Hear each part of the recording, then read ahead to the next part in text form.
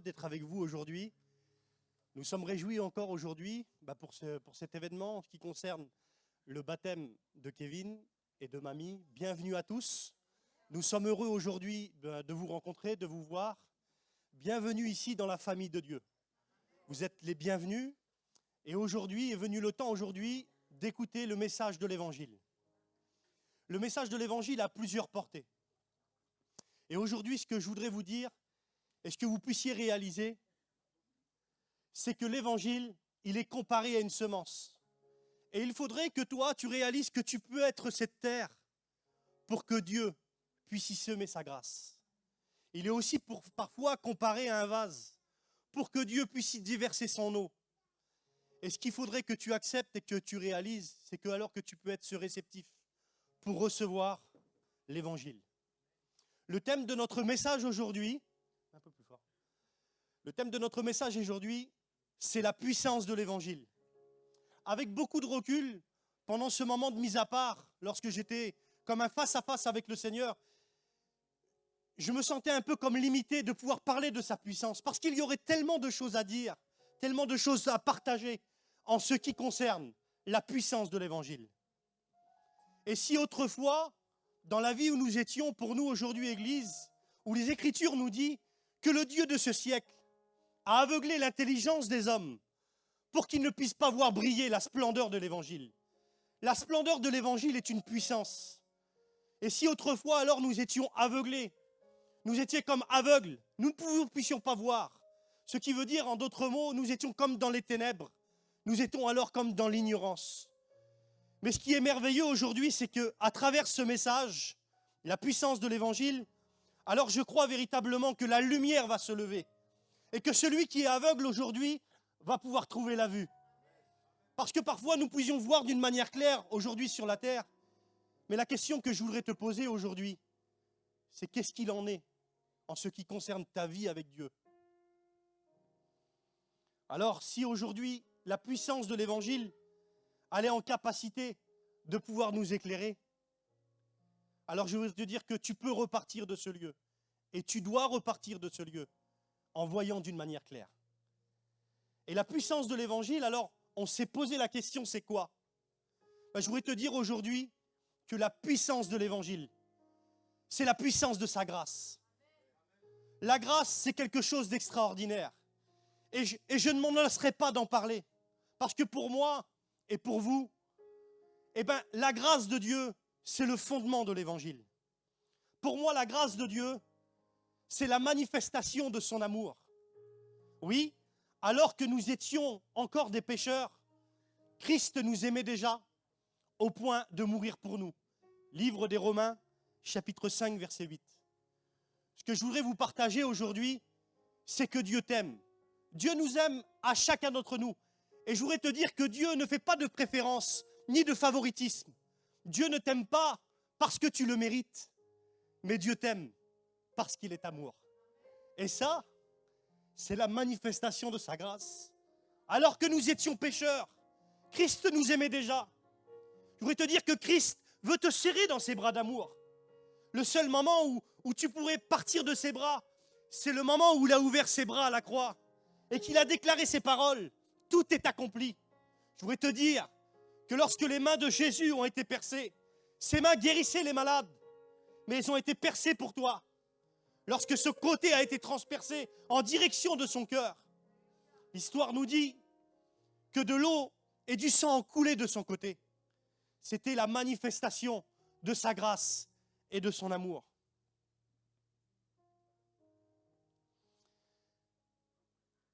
La puissance de la croix,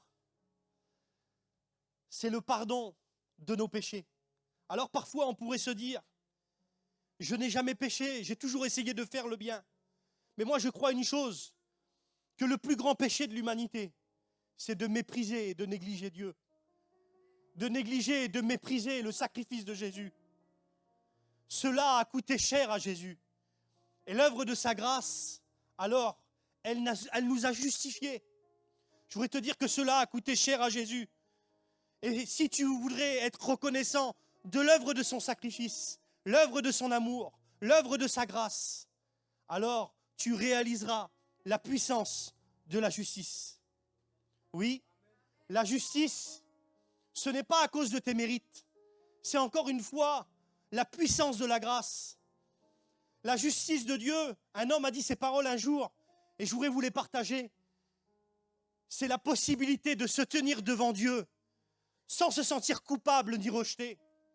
Je voudrais te dire que Jésus est en capacité de pouvoir, afin que tu puisses te tenir devant lui, parce qu'il a payé pour toi. Si dans l'ancienne alliance, il y avait cet homme qu'on appelle Moïse, Moïse, pour moi, c'était l'un des plus grands hommes de Dieu de l'ancienne alliance. Et voici que Moïse va se retrouver face à Dieu.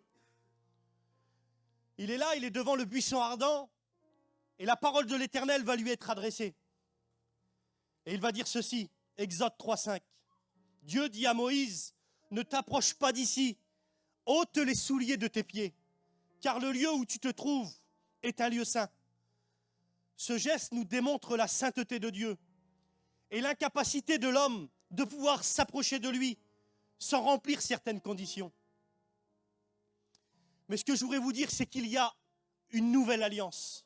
Et la nouvelle alliance, c'est l'œuvre de sa grâce. Et ça, c'est la manifestation de son amour.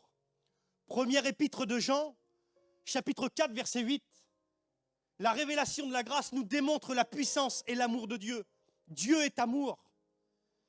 Et si je pourrais vous partager un exemple dans la simplicité, où on voit la démonstration de l'amour de Dieu, on peut retrouver le Fils éloigné de Dieu. Les Écritures nous disent qu'il est le Fils prodigue, celui qui est éloigné de Dieu. L'histoire nous dit qu'il est jeune, et il a demandé à son père la part de son héritage.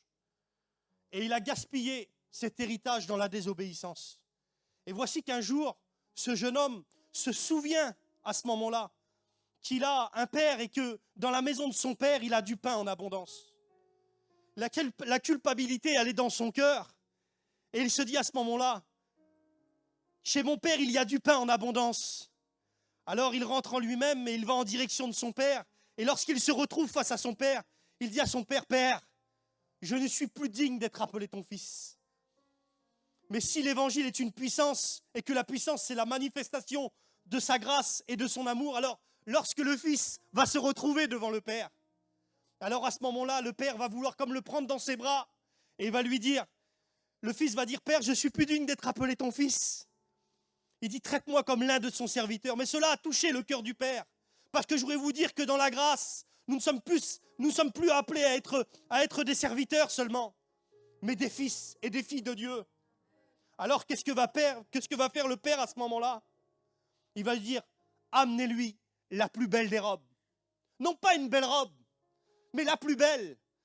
D'une manière à dire, je vais te redonner ta dignité, ce que tu as perdu. Je vais te donner ce vêtement blanc en voulant te dire que je t'offre le salut par ta grâce. L'apôtre Paul l'a dit, il l'a répété à 2 fois. C'est par la grâce de Dieu que vous êtes sauvés. Cela ne vient pas de vous, c'est le don de Dieu. Là où la religion cherche à nous faire comprendre que nous sommes sauvés par nos œuvres, la manifestation de la grâce et de son amour nous prouve que c'est par grâce que nous sommes sauvés. Et là, le fils, alors, il est là, il est vêtu de la plus belle des robes. Et le père ne va pas s'arrêter là. Il va lui donner un anneau au doigt qui nous représente l'alliance de la grâce. Il va lui donner des souliers aux pieds. Là où Moïse a dû ôter les souliers de ses pieds, le dernier des derniers, le père va lui donner des souliers. Qu'est-ce qui pourrait nous représenter ces chaussures? Bien sûr, les chaussures du zèle. Mais ce que je voudrais te dire, c'est qu'à ce moment-là, ces chaussures nous représentent le zèle pour aller se blottir dans les bras de Dieu, dans les bras de son amour. Oui, c'est possible pour toi. Cela n'est pas réservé à une certaine catégorie d'hommes. La grâce est pour toi et tu as la possibilité d'aller dans les bras du Père. Ceci nous démontre la puissance de sa grâce. Alors lorsque tu réalises la puissance de sa grâce, alors tu ne dois plus te sentir coupable. Tu dois venir dans ses bras d'amour. Et ça, c'est possible. Je voudrais te dire que dans la puissance de la grâce, il y a aussi la possibilité d'être restauré. Oui, ça a été le premier message de Jésus. L'histoire nous dit que Jésus, il est là, il est dans le temple. Il va rouvrir le rouleau d'Ésaïe. Et il va dire, l'Esprit du Seigneur est sur moi. Et je crois qu'aujourd'hui, que l'onction du Saint-Esprit est présente dans ce lieu. Et il va dire que l'Esprit du Seigneur est sur moi parce qu'il m'a oint pour délivrer ceux qui sont captifs et pour guérir ceux qui ont le cœur brisé. Si au cours de ta vie, tu as eu la possibilité, par malheureusement des situations de la vie où tu as eu comme un cœur brisé, et tu t'es dit, personne ne me comprend, personne n'est en situation de pouvoir me guérir, personne ne me comprend. Je voudrais te dire que Jésus te comprend et qu'il est celui qui a la possibilité de venir guérir ton cœur qui est brisé. Alors, accepte de t'approcher de Jésus tel que tu es. Si la religion chercherait parfois à nous laisser nous approcher de Dieu avec nos propres mérites, la grâce de Dieu est celle qui nous accepte tels que nous sommes et qui veut nous bénir. Alors oui, le Seigneur est celui qui veut guérir ton cœur brisé, mais la grâce aussi, elle est celle qui veut t'équiper. Là, aujourd'hui, on voit Kevin qui est passé par les eaux du baptême, non pas pour être sauvé, mais parce qu'il a accepté la grâce et qu'il est sauvé. Kevin, c'est quelqu'un qui a accepté Jésus. Ça a été une très belle rencontre pour moi et pour nous aujourd'hui aussi, l'Église.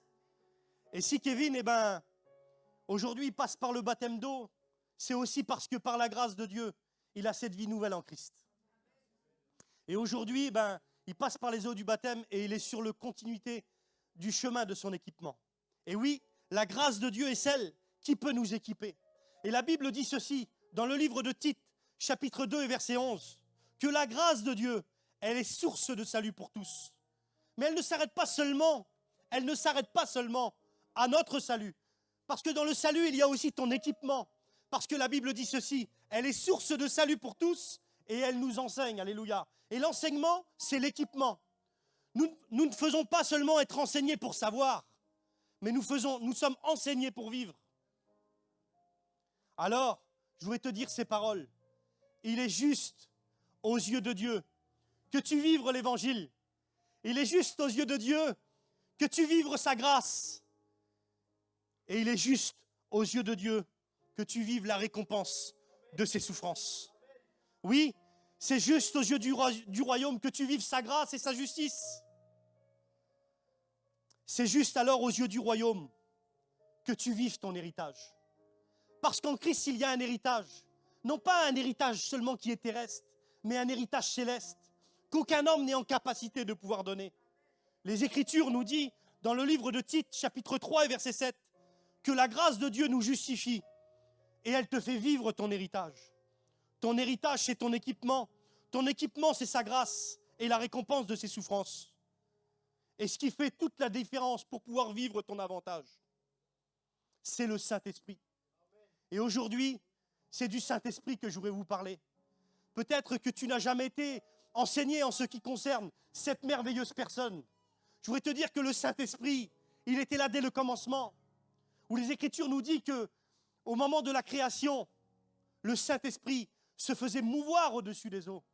Je voudrais te dire que si tu es ce vase à ce moment-là où réside cette eau, alors tu peux sentir, non pas seulement ressentir, mais aussi vivre la personne du Saint-Esprit.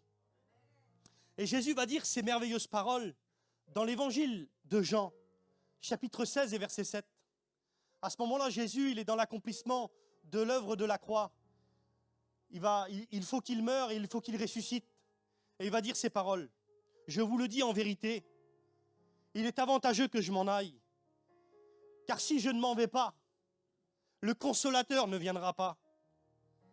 Mais si je m'en vais, alors je vous l'enverrai. Je me suis souvent posé la question lorsque je lisais ce texte, comment celui qui a guéri les malades, délivré les captifs, guéri ceux qui ont le cœur brisé, celui qui a vécu la puissance de l'évangile même, comment pouvait-il être un avantage qu'il s'en aille pour la venue du consolateur?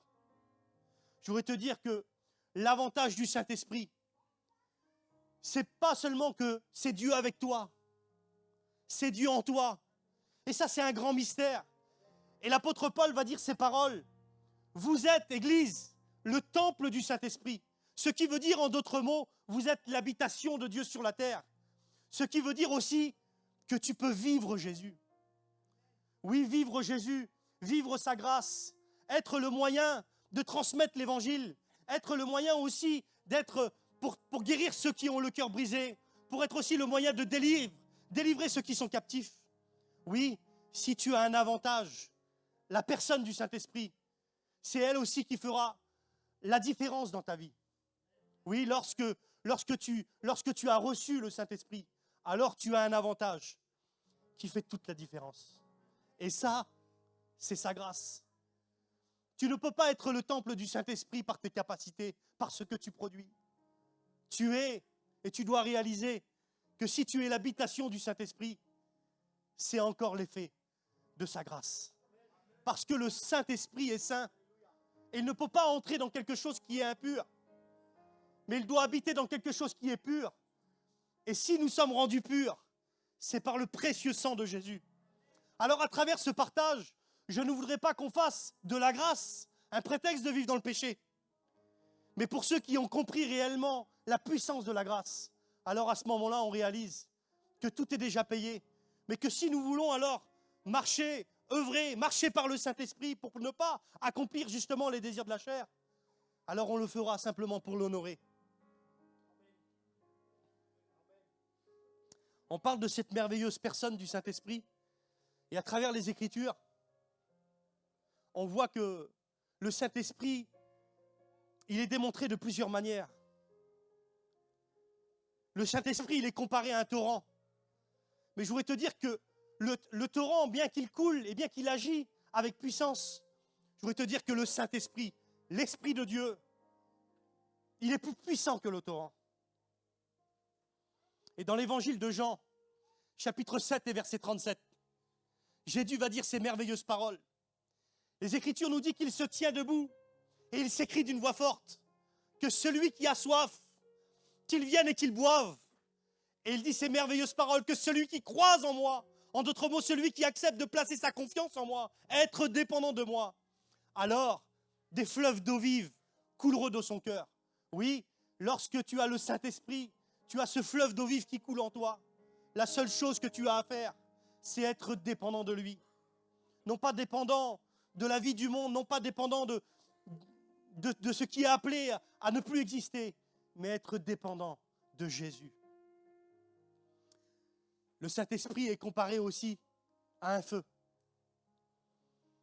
Et les Écritures nous disent dans le livre de Jérémie, chapitre 20 et verset 9, et pour nous aujourd'hui, qui vivons la vie de Christ par sa grâce, alors il y a comme en nous un feu qui est dévorant. Et Jérémie disait, ta parole, Seigneur, elle est comme un feu dévorant. Et je voudrais te dire que lorsque tu parles de Jésus, alors tu sens en toi comme un feu. Mais lorsque tu vis Jésus par sa grâce, alors il y a un feu dévorant. Et il est en capacité de pouvoir consumer tout ce qui n'est pas à sa gloire.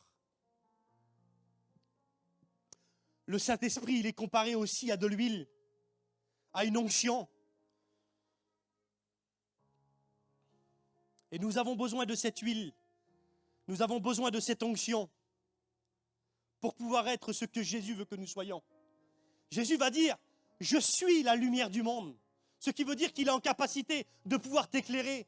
Mais dans la grâce, étant de Jésus, tout ce qui était à lui, il nous l'a donné. Il a dit, Père, je leur ai donné la gloire que tu m'as donnée. Mais il nous a aussi donné la lumière de sa connaissance, la lumière de sa grâce. Et il a fait de nous, afin que nous puissions être la lumière du monde. Mais pour cela, nous avons besoin de l'huile, de l'onction du Saint-Esprit. Alors ce que je voudrais te dire, lève-toi et brille. Comment tu peux briller? Brille dans l'amour que tu as reçu, brille dans la grâce que tu as reçue, brille dans la joie que tu as reçue, parce que la joie est aussi quelque chose de puissant, elle est un fruit de l'esprit. Mais lorsqu'on est dans la joie, alors c'est pour nous une force. Brille dans la paix, parce que tu as reçu la paix, et tu dois marcher dans la paix. Oui, lève-toi et brille. Et ça, c'est encore une grâce pour nous de pouvoir briller. Le Saint-Esprit, cette merveilleuse personne, est comparée à une colombe. Et elle nous démontre la paix. Et Jésus un jour va dire ces paroles. Il est sur la montagne de la béatitude. Et il va nous démontrer de comment être heureux. Et à ce moment-là, il va nous parler de la paix. Il va dire, heureux ceux qui procurent la paix. Oui, nous sommes en capacité de procurer la paix dans la vie des autres. Je voudrais te dire que si tu veux être heureux, n'aie pas peur de t'approcher de ceux qui vivent la grâce, de ceux qui vivent l'évangile. Ils ne te feront que te tirer vers le haut. Si le monde dans lequel on vit, il nous tire vers le bas, je voudrais te dire que la grâce était celle qui te tire vers le haut. Et ça, c'est la paix de Dieu qui est en capacité de pouvoir te le faire vivre. Tu as un avantage, c'est le Saint-Esprit. Et le Saint-Esprit, il est comparé aussi à un vent, il est comparé à un souffle. Le souffle du Saint-Esprit, on le retrouve dans plusieurs endroits. On le retrouve dans Actes chapitre 2, où là, il va y avoir le vent du Saint-Esprit. Et Jésus avait fait cette promesse. Il a dit, ne quittez pas Jérusalem sans avoir reçu cette promesse qui est le Saint-Esprit. Et là, dans Actes chapitre 2, ils vont recevoir l'Esprit de Dieu. Et ils vont parler de nouvelles langues. Mais quand on parcourt les Écritures, on voit aussi le vent, le souffle du Saint-Esprit. Non pas seulement dans les moments les meilleurs, mais aussi parfois dans les moments les plus difficiles. Livre d'Ézéchiel, chapitre 37, nous voyons que le prophète va être dirigé dans un endroit très difficile, dans la vallée des ossements. Je ne sais pas comment tu te sens dans ta vie spirituelle.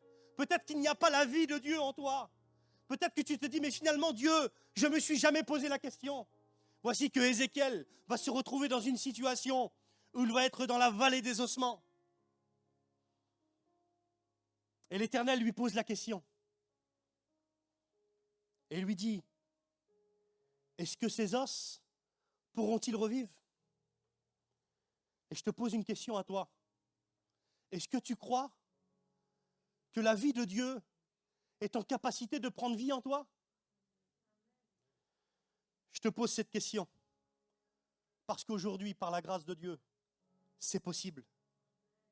Et il lui dit, est-ce que ces ossements desséchés pourront-ils revivre? Et là, à ce moment-là, il y a un grand miracle qui se produit. C'est que là, à ce moment-là, il y a les nerfs, il y a la chair, et il y a la peau qui va commencer à revenir sur ces ossements. Ben, je voudrais te dire que dans la vie en Dieu, c'est possible pour toi que cela puisse prendre vie. Alors tu te demandes comment? Si tu es dans la tristesse et que la joie n'est pas en toi, alors le souffle du Saint-Esprit est en capacité de pouvoir déposer la joie en toi. Mais je voudrais te dire que la plus belle des joies, alléluia, c'est la joie du salut.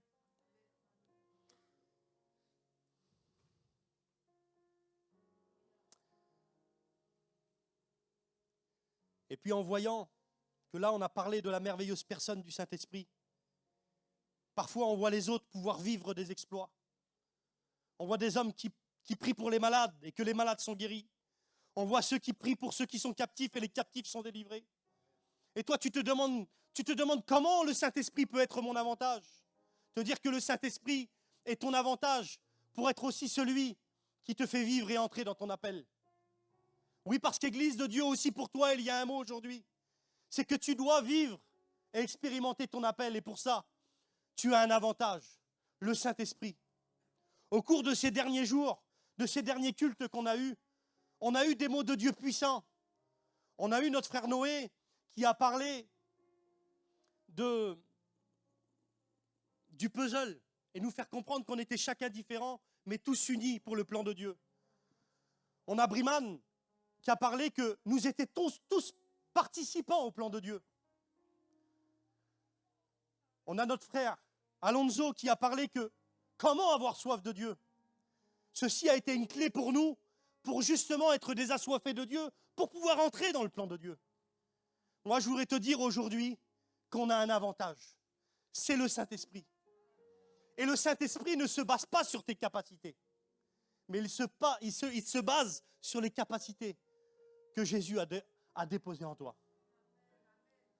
Alors, je voudrais, sans plus tarder, faire un appel. Je ne sais pas combien de temps j'ai parlé, mais j'ai dit ce que le Saint-Esprit m'a demandé de faire. Et dans la simplicité, je voudrais te demander, si tu veux t'approcher pour justement expérimenter sa grâce, expérimenter son amour, expérimenter ce qui t'a été annoncé. Parce que si la semence de l'évangile peut être semée par ce que tu écoutes, je voudrais te dire que Jésus a dit, heureux ceux qui écoutent, mais heureux aussi ceux qui la gardent. Et à travers cet appel où on va prier pour toi, alors je voudrais que tu t'approches pour que justement tu puisses ressentir sa présence, ressentir celui qui est ton avantage, et afin que la semence de l'évangile puisse croître en toi. Alléluia. Alléluia.